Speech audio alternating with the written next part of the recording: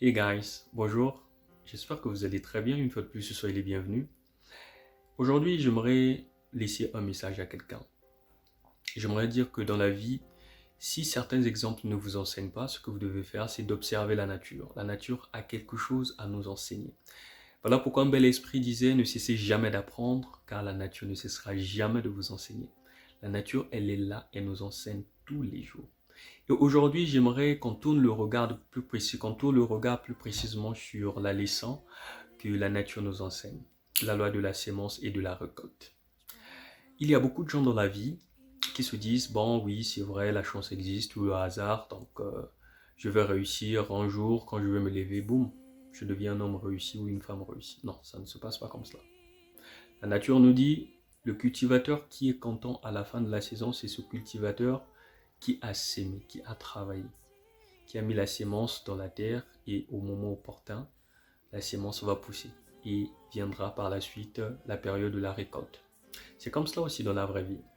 On doit se considérer comme des cultivateurs. Aujourd'hui, si vous sémez les efforts, aujourd'hui, si vous sémez les sacrifices dignes, je pense que demain, vous allez récolter la réussite tant convoitée ou encore le rêve que vous voulez réaliser depuis toujours. Donc arrêtez de croire qu'il y aura une personne qui va quitter je ne sais où et puis qui viendra vous prendre, vous dire bon oui c'est vrai, j'ai vu votre intention ou encore j'ai compris vos idées. Boum, vous avez la réussite. Non, non, ça ne se passe pas comme cela. Si les cultivateurs pouvaient avancer de la sorte, je pense que ça serait un chaos, n'est-ce pas? Donc, ce que vous avez à faire, c'est de créer vos chances. Arrêtez de croire qu'il y aura une personne qui va vous prendre la main et puis vous emmener au plus haut podium de la vie. Non. Ce que vous avez à faire, c'est de créer les opportunités vous-même. Ce que vous avez à faire, c'est de s'aimer les efforts, s'aimer des bonnes attitudes, afin qu'à la fin, vous récoltez des bonnes attitudes. C'est comme cela que ça se passe. Donc arrêtez de croire qu'il y a un Père Noël quelque part qui sortira de nulle part et puis va vous aider à vous développer et puis va vous aider à réaliser votre rêve ou encore atteindre vos objectifs. Non, ça n'existe pas. Donc vous devez vous mirer, vous devez voir. Quand le semeur sait que bon, voilà, c'est la meilleure période, je dois s'aimer. Quand le cultivateur se rend compte que c'est la période de récolter, la personne récolte. C'est que l'avantage dans la vraie vie, il y a de ces efforts qu'on sème.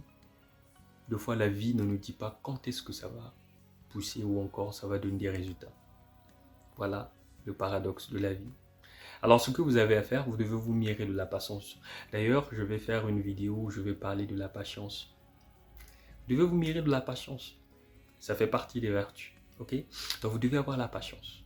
Quand vous s'aimez les efforts, quand vous s'aimez les sacrifices, quand vous s'aimez, peu importe ce que vous aimez, vous devez avoir de la patience. Ça finira toujours par payer.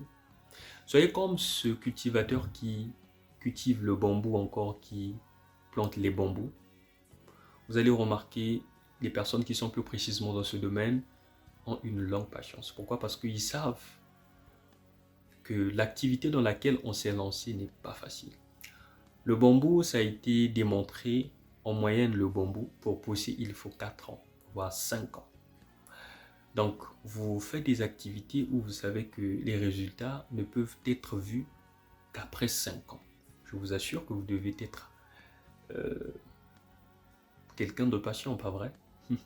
Oui, vous devez avoir la patience.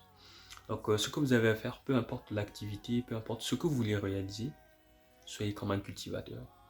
S'aimer les efforts, car il n'y a pas d'effet sans cause. Pour avoir d'effet, il faudrait qu'il y ait de cause. Dans ce cadre-là, la cause serait peut-être le travail. Dans ce cadre-là, la cause serait peut-être les efforts, les sacrifices.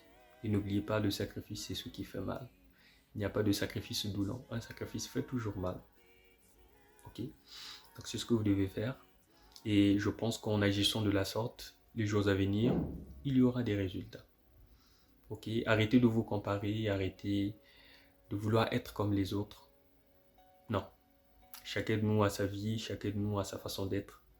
Et Dieu a envoyé sur terre tout un chacun avec une mission qui lui est propre. Donc arrêtez de vous comparer. Vivez votre vie, faites ce que vous avez toujours aimé, tout en étant en accord avec votre Créateur, tout en étant en accord avec votre Dieu. Et je pense que les résultats finiront par émerger.